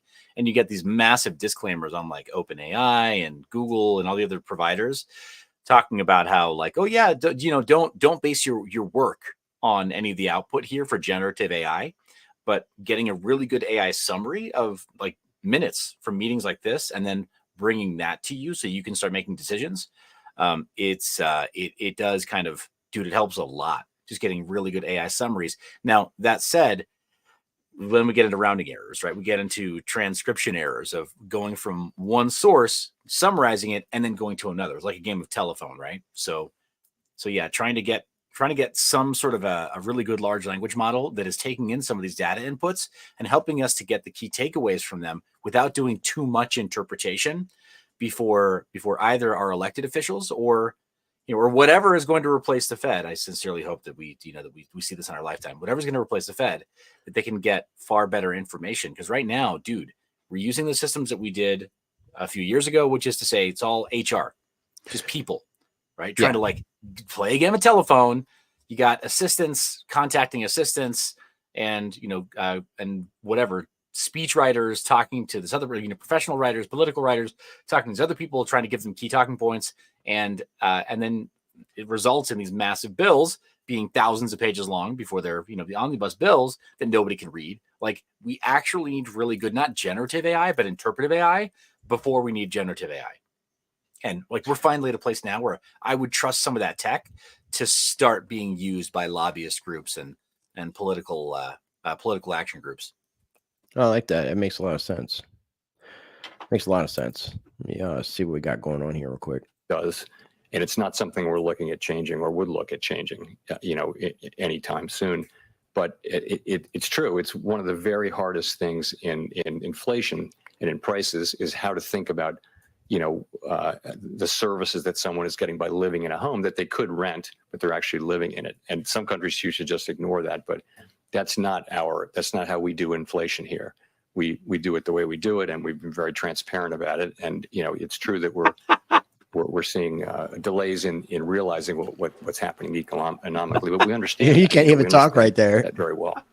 That's because he said such a blatant lie. He couldn't the cognitive dissonance, man. His head's going to explode. Do you see A1's response? No, but I wouldn't want to be pal. Let me pull it up. For the past year, 634,000 more people took multiple jobs. International Bank, this one? That's up 8.2%. And since January of 2021, we've seen prices rise 19%. So people are using their credit cards to pay for their lifestyle. What pressure points will signal to you that the slowing economy? Yeah, I could mean, a maybe lot of break this stuff has companies been in like terms of hiring or stuff that's been in existence for a long time as far as some of these banks. Because I mean, some of these banks are over hundreds of years old that we're talking about, and you know, they obviously, I think when you have people operating in the shadows that control the monetary supply, it's real easy for them to come up with a long game plan and effectively be able to work it out, because that's effectively what they've been able to do since the Federal Reserve was created in 1913. It's done nothing good for the dollar. Nothing. I mean, the dollar has done nothing but lost purchasing power. This is the dollar, like one of those little dollar. If you take a graph and you're looking at a chart of the US dollar or DXY and you replace it with an actual dollar, that's what it would look like. But it's actually less than that as far as our purchasing power. It's probably more of like a corner of the bill right there. So, I mean, we've lost something like 97, 98, 99% purchasing power since 1913 as far as what a dollar could buy. Well, not right. So what I was saying earlier about the give or take 50 years life cycle of fiat currencies, in my mind, we don't measure from 1913 till present day. We measure from 1913 till 1971, and from 71 till present day. So we or do 13 kind of get to closer to 13 to Bretton Woods to 71, but 71 would be Yes. kind of like the technical beginning of the fiat system in a sense.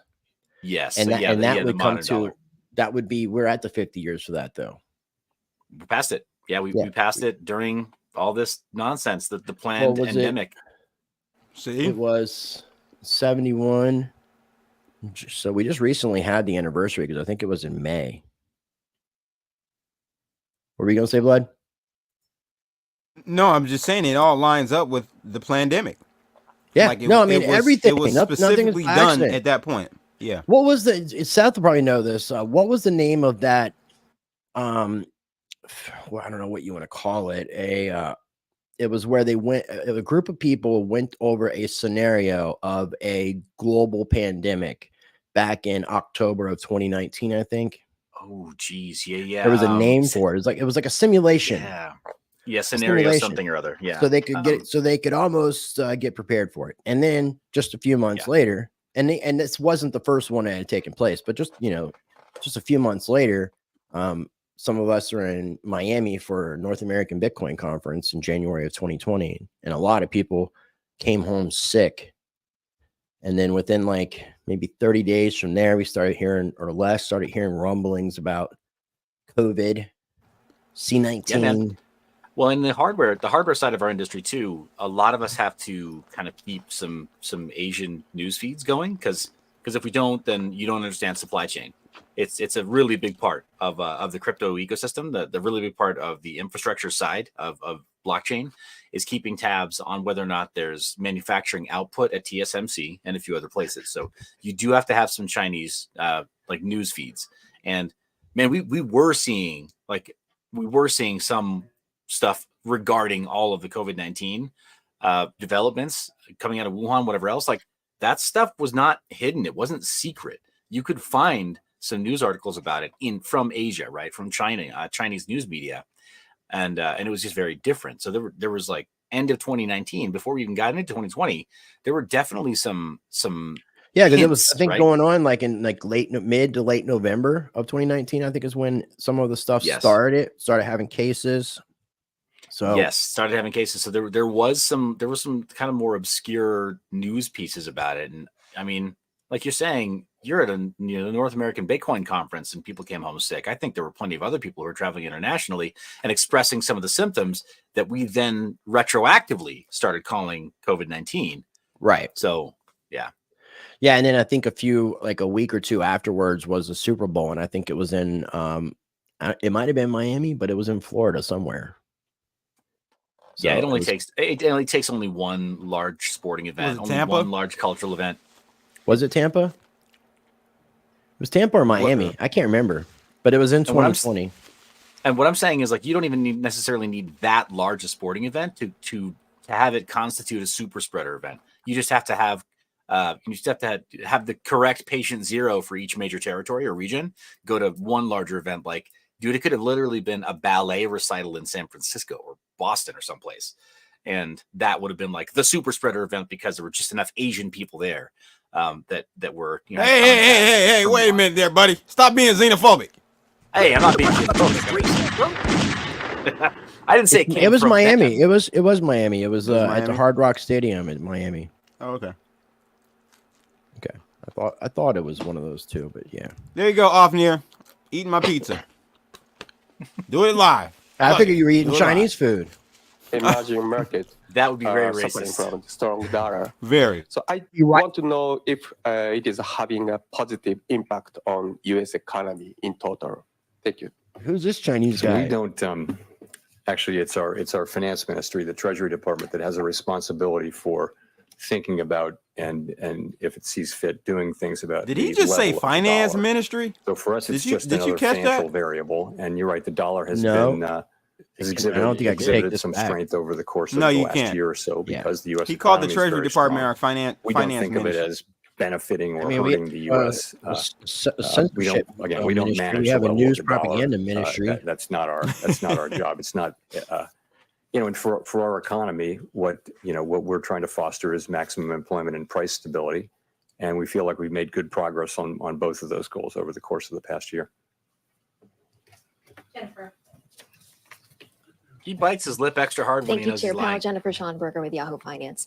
I would hate you to be said him, you would man. cut rates before inflation. I wouldn't willingly 2%. do this. You're forecasting inflation to end the year at 2.8% on core PCE. Either he We're at medicated or he 2.8% doesn't of course, care. on core PCE. Right now, you said the inflation Nice that forecast is microphone. conservative, and that if you got 2.6 to 2.7 on PCE, Very that would be a exotic good place to be. You also indicated the job market has mostly normalized. So why not cut rates this summer just once? You're well above neutral, to try to preserve the soft landing rather than risking waiting too long in the quest for confidence for inflation. So we're well aware of the two-sided risks here. Let me just say we understand that if we wait too long, that could come at the cost of economic activity, my of God. employment, of the The expansion. ironic thing We is understand that if we move I just mentioned the North American Bitcoin Conference in January of 2020. I did not have COVID or what I think was COVID anytime for several years. And it was when I went back to Miami, January of 22, I believe it was, for the North American Bitcoin Because I caught it Conference. with you there. I caught it fourth time there. I was bragging about not catching it. Finally, I'm like, I think after 2 years, I'm back at the same place. I got some bragging rights. So I'm bragging that I did not catch it. And while I was doing it, I caught it. And brought it home. And that was the first time I got the vid, man. It was not fun. I got sick in Miami. So I got sick before you. I think I was sick in Miami and didn't realize it. Because I think I took a nap a couple times too. Forecasts are very common. But yeah, that was crazy. That's a strong growth rate for our economy. The labor market continues to print jobs at a pretty high rate. It's really just a bunch of bullshit. So we have the ability now to approach this question carefully, and that's what we're doing. Just to follow Chair Powell, do you need to be ahead of a weakening in the labor market? Otherwise, is it too late, given that the labor market is a lagging indicator, right, when you look at the monthly jobs data? Yeah, we completely understand that that's the risk, and that's not our plan, is to wait for things to break and then try to fix them. We're trying to balance these two goals in a way that is consistent with our framework, and we think we're doing that. But they didn't really start fixing it until it got broke. Yeah. Thank you, Chair Powell. Evan Reiser with Market News International. they You didn't have start breaking it mentioned until it was about to fix before the itself. framework review process will start in the latter half of the year. At this point, do you showing the have any Bitcoin price. specific time frame for the start of that? Who will lead it? Will it be you or a committee group of your peers? What will be the parameters? Do you anticipate the review will consider changes to communications going forward? So what we've been thinking is that we would announce and commence the review later or late in the year. In the meantime, as that time approaches, we will be devoting a lot of careful thought and planning to the contours of it. Within scope would certainly be communications generally. I'm not going to say that we'll look at this or that particular thing and all the other details. We don't want to get prematurely into a conversation until it's really time to have it. And so, I'm going to leave pretty much everything else to later. Remind people, if you haven't smashed that like, take an opportunity to do so. For the last question. It's supposed to help with the algorithm. Hi, Chair Powell, Nancy Marshall-Genzer with Marketplace. Just one more question on housing. Can you still cut rates with shelter prices high, or will you wait until they start to moderate? His face. I wouldn't, there isn't any one variable like housing prices moderating that would remind people that we really are live decide streaming or on all decide three of our against YouTube channels, what we're doing. all We've got three an of our X overall accounts, and my Rumble channel. test, we have which is links down below. greater confidence each that other's inflation channel. is moving down to Make sure you 2% on a subscribe to all of sustainable our basis. channels. That's We our appreciate overall much test. love. Or alternatively, we see unexpected weakening in the labor market. So those are two different tests. I would say, we're not looking at any one price in any one sector and saying that's the one. We don't target housing prices, for example, and we don't target wages. We target aggregate prices and overall employment. So, But if housing prices remain sticky, could that slow down the pace of rate cuts? I think you'd look at we'd be looking at the aggregate numbers and asking ourselves what's going on here with inflation why she thinks that housing would have anything to do with this. If any price that contributed to ongoing inflation Because would matter. Any price prices that being contributed high to ongoing in disinflation housing would matter makes too. it But I wouldn't single less out likely housing as having for a individuals to special role purchase there. homes, which makes Thank it you very more much. likely for these conglomerates to purchase homes so that we own nothing and that we'll be happy because younger That was Fed generations Chair Powell are following renting the more than decision on buying interest rates. because Welcome of to the Closing housing Bell. prices. I'm Scott Wapner. Let's show you the markets right now. Awesome. They have Looks been like we're done extending with the their bullshit. record highs today. The S&P and the Nasdaq up back The markets really haven't done much. They just kind of like went down a second and back where they were. So yeah, I mean, it seems like, we were pausing a lot and not listening to 100% of everything, but it seemed very dovish. I wasn't hearing like any harsh language. It didn't seem like anything very tough. I mean, obviously when you have other central banks cutting their interest rates and looking at the CPI numbers, which I think came in better than they were expecting, even though technically it wasn't a great number. And we're coming close to the election time period. If they're going to be fair, then I think they're going to, as we get closer to the election, probably past the next meeting, we'll see a cut, I think. When's the next meeting? That's what I want to pull up. Because, a lot of people are saying they won't do any cuts too close to the election, just July 31st. July 31st. So, and the CME group has a 90, as of today, a 91.1% chance that it will remain the same with an 8.8% chance of a cut. Oh, and wow. if we go to September 18th, because that would be the following. So we have 4 more meetings.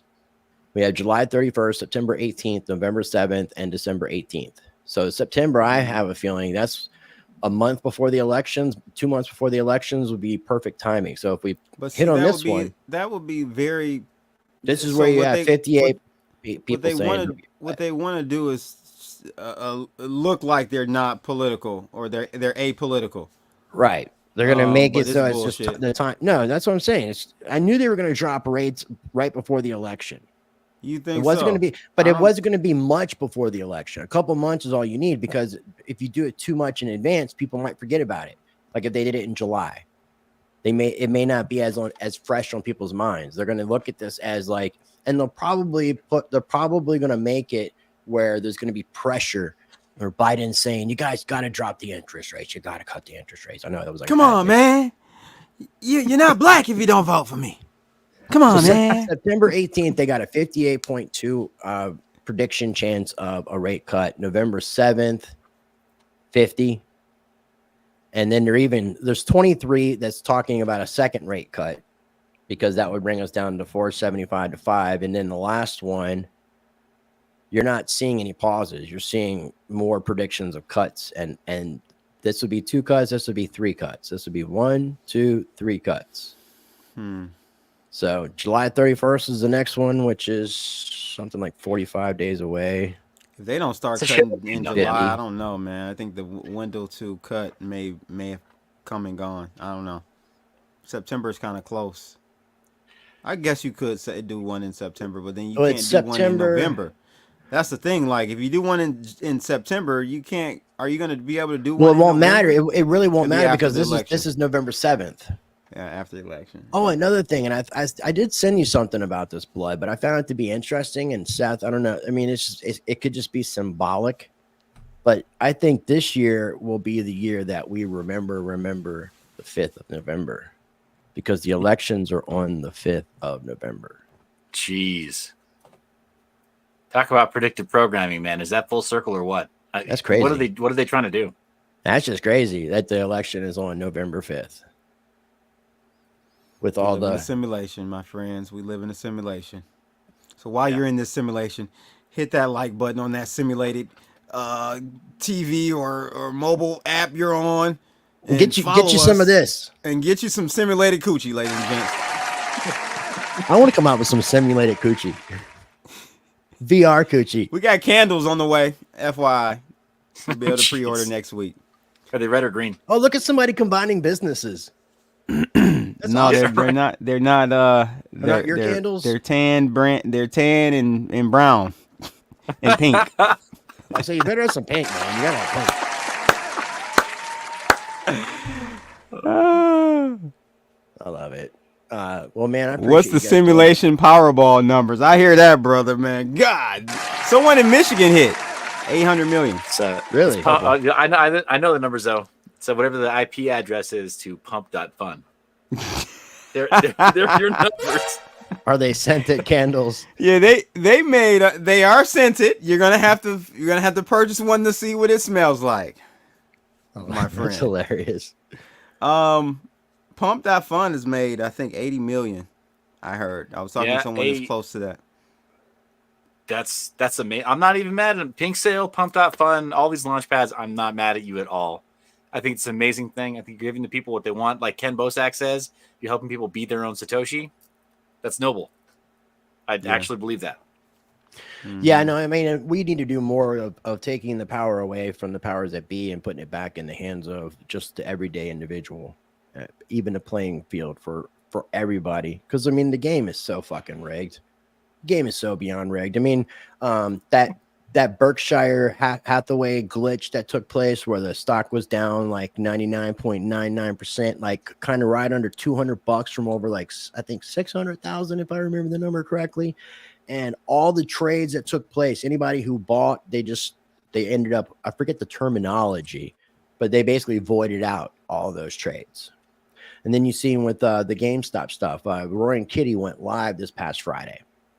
I was sending blood. I have never seen more than 600,000 people waiting for somebody to go live within like 6 hours of the live stream having 2 million views. And they halted trading, I think, 8 times on that day. So all they're doing is working against the regular people. And the people are not uprising. They're taking and buying their GameStop and they're direct registering it. Cool. Well, I mean, the game is still fucking rigged. So regardless, it totally is, right? The meme. That's why I think, and I've been saying this for a while. I'll defend this thesis right fiercely, but that's why the meme coin game is not going away. It's why the meme coin narratives are not going away, regardless of the decisions at any of these meetings, regardless of the ETFs, regardless of any of the other institutional support, regardless of the other retail or not non-retail money that comes in to make these assets look like they're pumping. Retail is in it for the meme game, I think, until further notice, because degeneracy is all we have left, bro. We're in perilous end times, desperate times. We're in end times. Yeah, for sure. I'm with you. Prepare for the end. I'm with you. Well, this is the end times, I guess, because I guess this would be a good time for us to wrap up today's stream. What'd you say you were doing on a video tomorrow, Blood? Yeah, I'm gonna deep dive into the whole Saudi Arabia not renewing contract. See if you can find some definitive, because I'm still not seeing the definitive shit. It's like the U.S. I don't think it wants to admit it and bring attention to it if it took place, but but I believe Saudi Arabia, let me check. I believe that they are trying to join BRICS, if I'm not mistaken, but I could be wrong. I know the M-Bridge thing they're getting involved with. Blood, I'd be curious about where the original verbiage is for that for that agreement, right? For that pact that they signed, and just the deep dive. You say that's what you're doing, just on the text itself, just to see what the provisions are. Exactly. So Saudi Arabia foreign minister arrives in Russia for BRICS meeting 2 days ago. Bitcoin's dropping. February 1st, Saudi Arabia has not yet joined. Let's see here. India welcomes Egypt, Iran, UAE, Saudi Arabia, Ethiopia joining BRICS. Apparently, I think there's some meetings going on. This was posted June 10th. Senior diplomat. Yeah, I mean, we've got fucking people from Saudi Arabia going to BRICS meetings in Russia. So, you know, that would point towards the agreement. Now, that doesn't mean they have to make an agreement with anybody else. That just means it just opens up the oil industry to other currencies. So, because up until, I would say, really more than like 2020, there was no oil sold. All oil in the world was sold via the US dollar. And I think the first attempt to combat that was China. And they did something in, I think, 2019 that started a process where they were selling, and I think they had some kind of deals with like Venezuela or something. And then now with the agreement being, if it's ended, then it just means that Saudi Arabia doesn't have to denominate all their oil in US dollars, which means that not as many countries need to hold reserves. What if we have an influx of those bills, those dollars coming back to the United States, that's when we'll see the hyperinflation. Yeah, I'm wondering. I don't think we'll ever see hyperinflation in the States. Well, they can get the CBD system before that. Yeah, I think they're gonna mask it in double-digit inflation years, the way that they did in the 1970s. But I think that's the closest we're going to get to hyperinflation, is that it's going to be a few double-digit years that push retail out, and yeah, it's not hyper, but the point is that they can wipe out a lot of the middle of the curve in income earners in just one. In just a couple of bad years, a bad cycle. And they've already done it now, right? Like you saw it in the comments. You got people who were like, oh yeah, I was on my way to breaking out, like actually getting ahead in life. Right. And the last couple of years of double-digit inflation and defaults have put me essentially towards either lower middle class or edged out of the middle class. And I think that is, a long-term sort of political plan as well. But anyway, sorry, I'm rambling now. No, yeah, it makes a lot of sense, man. I just want to remind people that we are live streaming on all 3 of our YouTube channels, all 3 of our X accounts, and my Rumble. We have links down below for each other's channels. Shout out to all 191 people on my live stream over on X, man. Good God. Man, Seth at one point had like 350 people on his X. I mean, we had hit like over 900. Right now, we still have over 574 watching. So that's what I'm talking about. This triple threat attack, I think, is a good idea. I think so. We just have to confirm a time for next Wednesday, which we can do in the next day or two. But yeah, I think as long as you guys are game, I like this idea of doing this 3 wise man Wednesday with the two of yous. No, that'll be great, man. People want it. We It doesn't take any additional effort to have 2 more people on the stream, so it's like, why not? Yeah, and then the cool thing is each person can stream to 2 locations. So I mean, it's just like adding that many more platforms for people to be able to follow us. So as I was saying, we have links down below for each other's channels and each other's video description. So make sure you're subscribed to all of our channels, following us on all of our socials, smashing that like button, repost. Seth, you have any final thoughts, my friend? No, just a pleasure to be on the stream with you. Honored to be invited back. Thank you so much. I'm looking forward to this, man. Yeah, likewise, man. Likewise. I miss talking with you. And when I catch up with you, it reminds me that we've gone like too long not talking. And I definitely would like to start changing those kind of things. We appreciate that, man. So every Wednesday I get to have you in my presence, and I appreciate. What do we got here? We're going to do another for me, man. No, well, just letting everyone know again, Shopping Spree is live, is active. So come on over, shop, buy you some coochie. Is this retroactive? It's starting today. So you got to prove how much tokens you're buying starting today through the end of the competition? Yeah. So the tokens that you have prior to today don't count? No, they don't. No, Okay. I see what you're saying. No, the coins you have prior to today don't count, but we're giving away almost 2 SOL.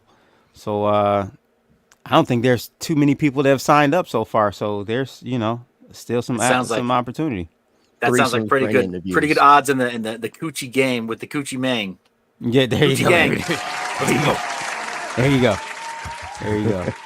I love it. I love it. All right, guys. Well, make sure you guys take an opportunity to smash that like button. You got anything else you want to add, Blood, before we wrap up this thing? No, man. Like you echoed, I love being on here with you guys. It's gonna be great if we can keep this going. Shout out to Adam. I think he's fighting in Nashville. He's the one that came up with this idea. I think he's doing London before that. I'm not sure the London event. When is that? Like this weekend or something? It's coming up soon. I thought it was July. I thought London was July.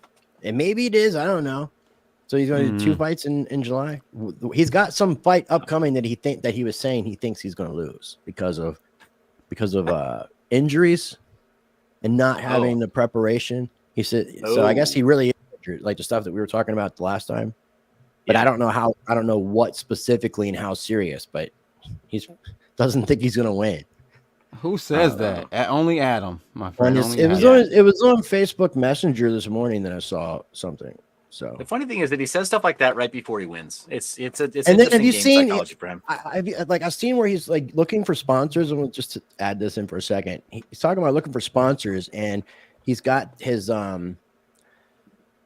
he's got all these logos all over his shorts. And he's like acting like he's looking for more, but I don't think there's any room on his shorts. Is the point? Like, let me see if it's on. Just get him some new shorts for every fight. Problem solved. It's just for this fight though. Get him some Allen Iverson shorts. They go down to like his ankle, and he'll get enough room on there. Got to get some Velcro on the shorts. Just swap them out mid-fight. There you go. I was gonna try to pull this thing up and see if I can look at this because I'm not sure if he got Litecoin as a sponsor or not. Yeah, but he's got some skin. On it. He's got some skin for tattoos. Here's the thing: there's always a way. There's always a way to get more sponsors. He does have a fake attempt tat of my guys. What are the Mutant Apes or something? I forgot the name of the crew out there in Houston. Man, the good temp tats are great for this kind of thing. The large scale covers the whole back, whatever. Yeah. Like somebody said, did you strategically place Bonk logo? So he's got Ben Armstrong all over his stuff, and Litecoin. Kulo's a sponsor. Well, why didn't he reach out to Coochie? Because Coochie could have gone right there where Bonk is. Could have had a big ass Coochie sign right there. It might have been more appropriate. And it may have been more appropriate. Just saying. Not saying that Adam's a female by any means, but he might identify as one. No, sure. I mean, but you put the male part right there. You get what we're saying. Yeah. Yeah. It's not too late. It's not too late. I don't think you can still make it happen. You can save him from Bonk. This Saturday, it looks like it's going down this Saturday. Look at this guy.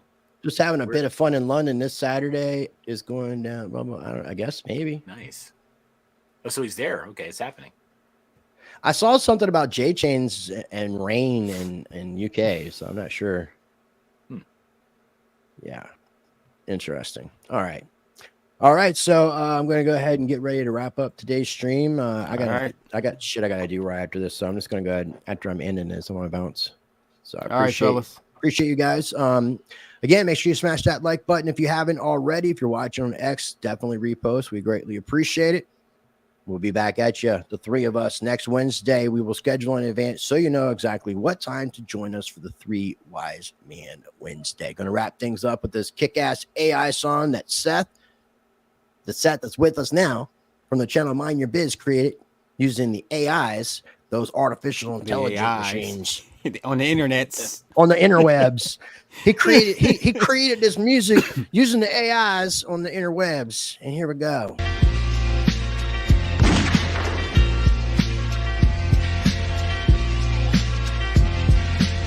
RiceTVx, the Mike Slide Wire, American Pitbull, real gold buyer, sound money advocate, vice defender. In the crypto arena, he's the top contender. From the gritty streets of the digital age, Rice slaves wisdom, chapter and page. Silver, gold, he sports only the bold. Land, life, and liberty, these values hold. Shout out to everybody that joined us today. We appreciate you because time is our most valuable asset. Constitution, deep dive, knowledge revival. Navigate the system, critical for survival. Rice engraved like inscriptions on metal. Pitbull in the game, lead foot on the pedal. Land acquirer, a strategic mind. In the fight for freedom, he's frontline. Educate on rights, the law he'll explain. Chris Rice the Pitbull, breaking the chain.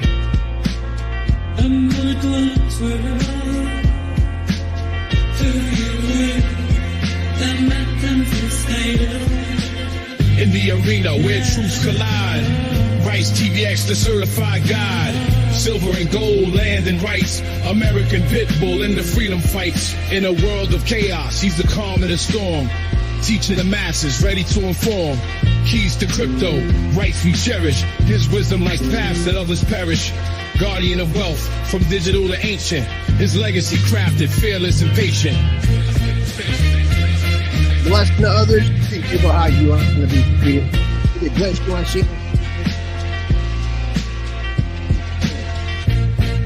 You want to see in this world. Question everything, know yourself, and until next time.